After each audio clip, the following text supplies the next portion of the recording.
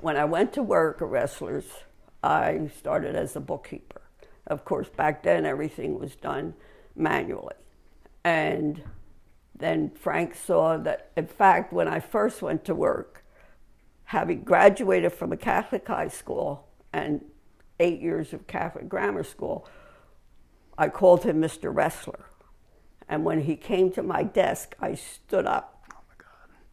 Because in school, if an adult came into the classroom, you stood up. So he would come to my desk and I would stand up, and finally he said, "What are you doing?" So for a while I even called him Mr. Wrestler, but then I got over that. So once he saw that I knew what I was doing, he sat with me for days on end teaching me accounting. And I loved every bit of it. And he enjoyed the fact that we really thought a lot, like we worked together a lot because we would just see things, and we really worked very well together. But every time I wanted more money, when I started to do accounting work, he would just tell me he didn't have to pay me more money because I didn't have a degree. But then when I did decide to go to Glassboro State, when I thought about it, he was standing at my door and I said, "Frank, I think I'm going to go take classes so I could study accounting." And he actually said, "Oh, I wouldn't do that because there's no place in the accounting field for a female." And it was the next day that I went and interviewed at Rowan at Glassboro State. But you were doing accounting work. You went from doing accounting. bookkeeping to accounting, and then tax work, right? Mm-hmm. So, And it was, I remember one night I was working, and he had a lot of clients coming in, and he was backlogged, so he sent a man back to me for me to do his tax return.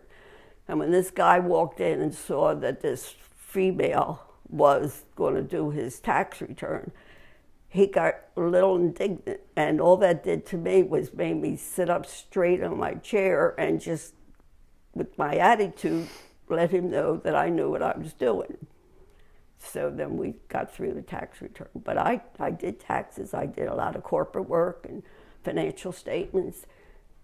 But we never agreed on me making the money that I should. you were doing the same work as the guys in the office Yes. who were accountants Yes, with degrees. yes. Did you teach them how to do what they were doing?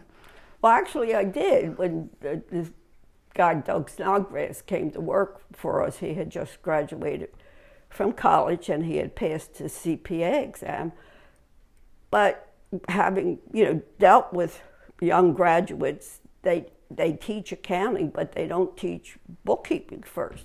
So they would come with all this accounting knowledge, but not understand how you got to that point. So I remember, especially with Doug, and to this day when we talk, he talks about the things that I taught him that he never learned when he was in school. And it was fun. Tax season was a grind. At the beginning it wasn't. It was fun because it was something different.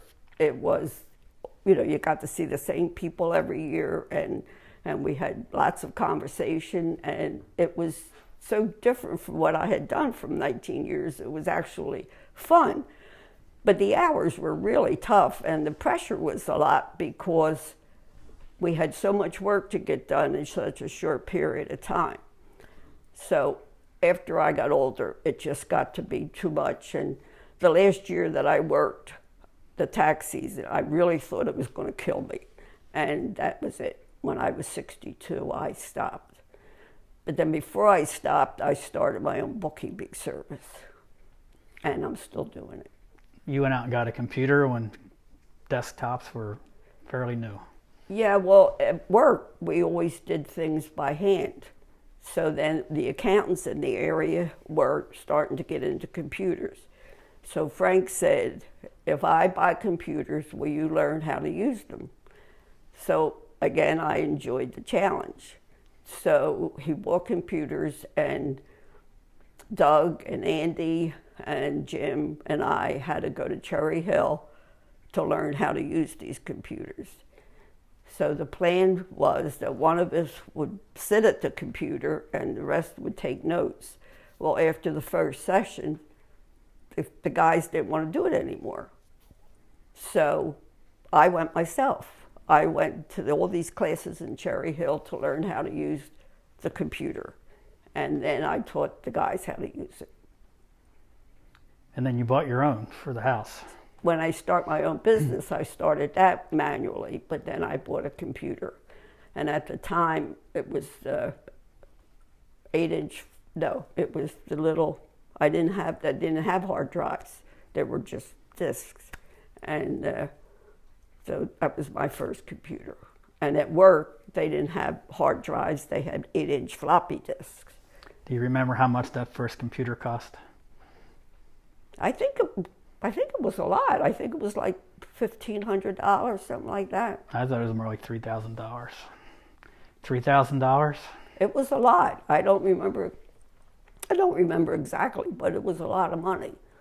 But so that's how I started my business. And you're still doing it. And I'm still doing it. It keeps the old brain working. How many clients do you have? I have 8 now. Are you looking for a new business? No, I've had a few come to me, but I don't want any more work. And the last client I got was referred to me by one of the lawyers that I do. This lady is also a lawyer. And I told the first lawyer that I didn't want any more work. He said, well, she's really nice and she needs some help. Just go talk to her. So I went and I gave her a ridiculously high price to do her work, and she said, fine. So it's a very easy account, and it pays a lot of money. Okay. And it keeps me busy.